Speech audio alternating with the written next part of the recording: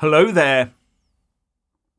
The beleaguered farmers will be out in strength again tomorrow, in all 4 of our nation's capitals.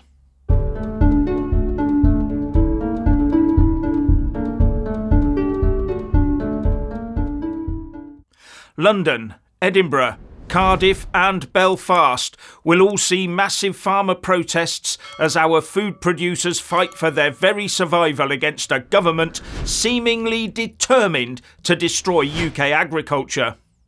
And the tractors will start gathering in Whitehall, London from 10 a.m. tomorrow.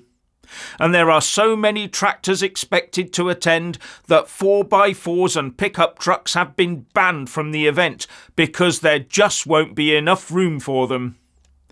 Far from calming farmers' fears over upcoming tax changes, every time Keir the Farmer Harmer Starmer and his Chancellor Rachel Reeves open their mouths on the issue, the farming community just gets more irate.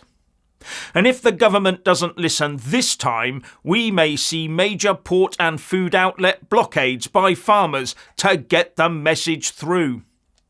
And they've already shown in places like Dover and Holyhead that they are capable of doing just that.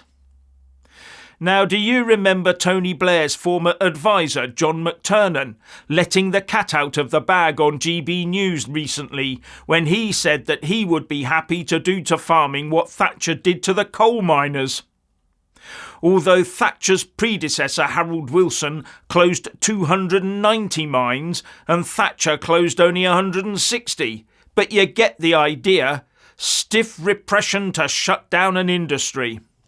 Oh, and McTernan also said something about small farms being an industry we could do without. Now we see the farmers under attack from increased taxes, the removal of some vehicle tax breaks, enforced tree planting and rewilding, as well as this new policy to mandate the use of methane emission suppressant feed for cattle. Labour really wants to shaft the farmers.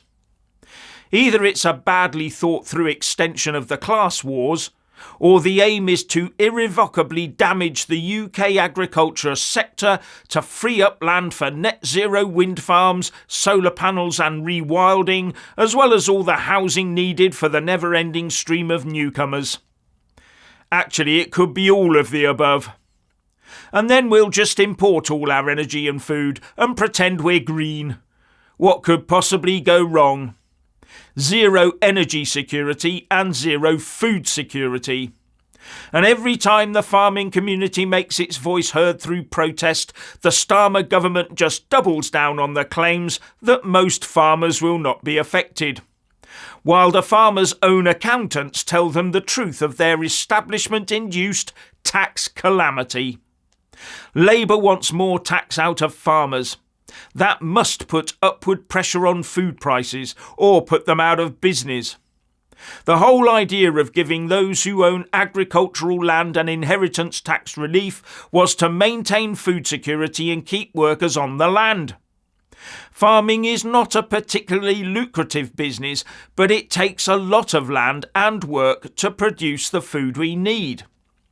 Ending up having to sell off agricultural land bit by bit will affect our food security when we already only supply 60% of what the nation eats. We need to support our farmers, and the government needs to start listening to them.